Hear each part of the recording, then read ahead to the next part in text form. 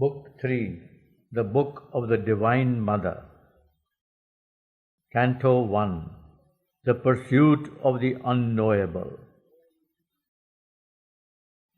All is too little that the world can give. Its power and knowledge are the gifts of time, and cannot fill the spirit's sacred thirst. Although of one these forms of greatness are, and by its breath of grace our lives abide, although more near to us than nearness self, it is some utter truth of what we are. Hidden by its own works, it seemed far off, impenetrable, occult, voiceless, obscure. The presence was lost by which all things have charm, the glory lacked of which they are dim signs. The world lived on, made empty of its cause, like love when the beloved's face is gone. The labor to know seemed a vain strife of mind, all knowledge ended in the unknowable. The effort to rule seemed a vain pride of will, a trivial achievement scorned by time, all power retired into the omnipotent. A cave of darkness guards the eternal light. A silence settled on his striving heart, absolved from the voices of the world's desire. He turned to the ineffable's timeless call. A being intimate and unnameable, a wide, compelling ecstasy and peace, felt in himself and all and yet ungrasped, approached and faded from his soul's pursuit, as if forever luring him beyond. Near it retreated, far it called him still. Nothing could satisfy but its delight. Its absence left the greatest actions dull. Its presence made the smallest seem divine. When it was there, the heart's abyss was filled, but when the uplifting deity withdrew, existence lost its aim in the inane. The order of the immemorial plains, the godlike fullness of the instruments, were turned to props for an impermanent scene. But who that mightiness was, he knew not yet. Impalpable, yet filling all that is, it made and blotted out a million worlds, and took and lost 1,000 shapes and names. It wore the guise of an indiscernible vast, or was a subtle kernel in the soul. A distant greatness left it huge and dim, a mystic closeness shut it sweetly in. It seemed sometimes a figment or a robe, and seemed sometimes his own colossal shade. A giant doubt overshadowed his advance. Across a neutral, all-supporting void, whose blankness nursed his lone immortal spirit, allured towards some recondite supreme, aided, coerced by enigmatic powers, aspiring and half sinking and upborne, invincibly he ascended without pause.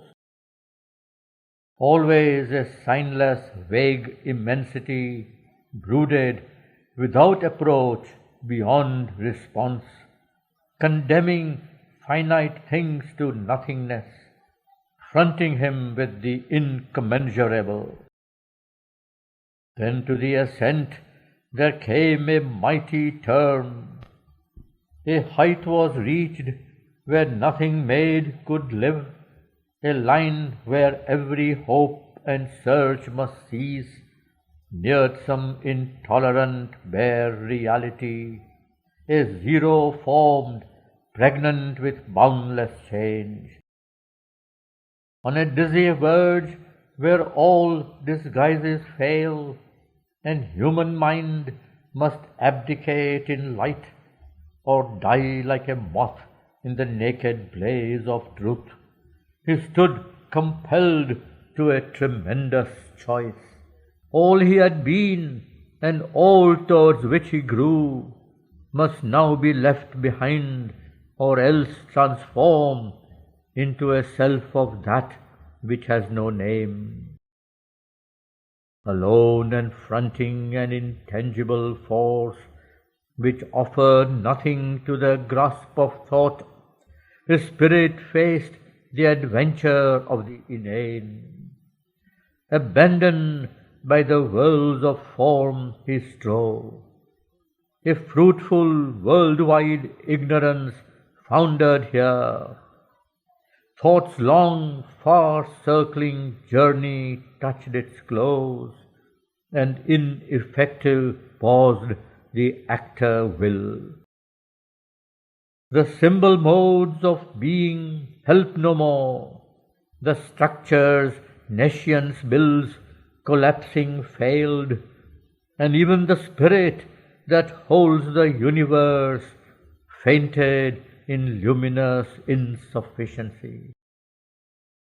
In an abysmal lapse of all things built, transcending every perishable support, and joining at last its mighty origin, the separate self must melt or be reborn into a truth beyond the mind's appeal.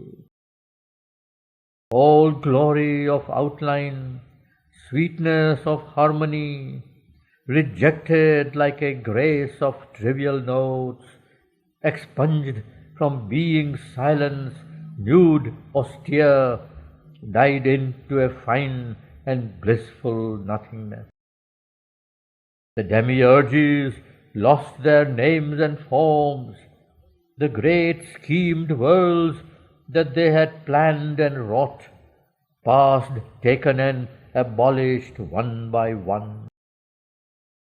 The universe removed its colored veil, and at the unimaginable end of the huge riddle of created things appeared the far-seen Godhead of the whole, his feet firm based on life's stupendous wings, omnipotent, a lonely seer of time, inward, inscrutable, with diamond gaze.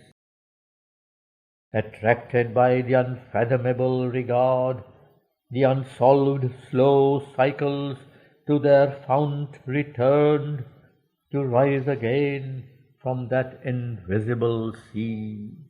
All from his puissance born was now undone. Nothing remained the cosmic mind conceives. Eternity prepared to fade and seemed a hue, an imposition on the void. Space was the fluttering of a dream that sank before its ending into nothing's deeps. The spirit that dies not and the Godhead self seemed myths projected from the unknowable. From it all sprang, in it is called to cease.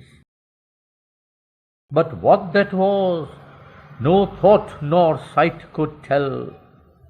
Only a formless form of self was left, a tenuous ghost of something that had been, the last experience of a lapsing wave before it sinks into a bournless sea, as if it kept, even on the brink of naught, its bare feeling of the ocean whence it came.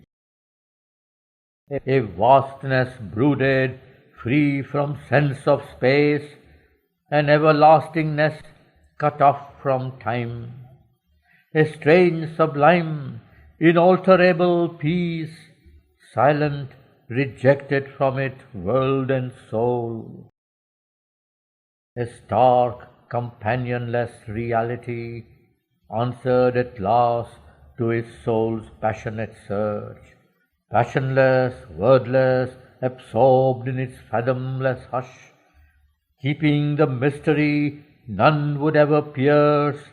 It brooded, inscrutable and intangible, facing him with its dumb, tremendous calm. It had no kinship with the universe. There was no act, no movement in its vast. Life's question, met by its silence, died on her lips.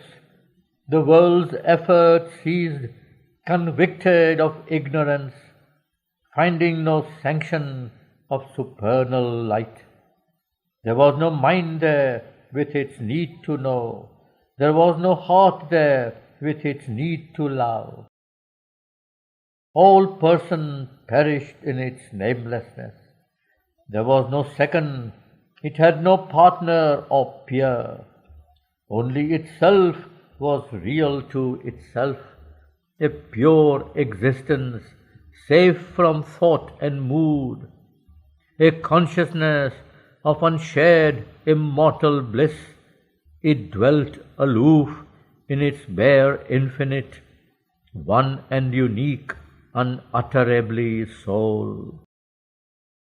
A being formless, featureless and mute, that knew itself by its own timeless self, aware forever in its motionless depths, uncreating, uncreated and unborn, the one by whom all live, who lives by none. An immeasurable, luminous secrecy, guarded by the veils of the unmanifest, above the changing cosmic interlude, abode supreme, immutably the same, a silent cause, occult, impenetrable, infinite, eternal, unthinkable alone.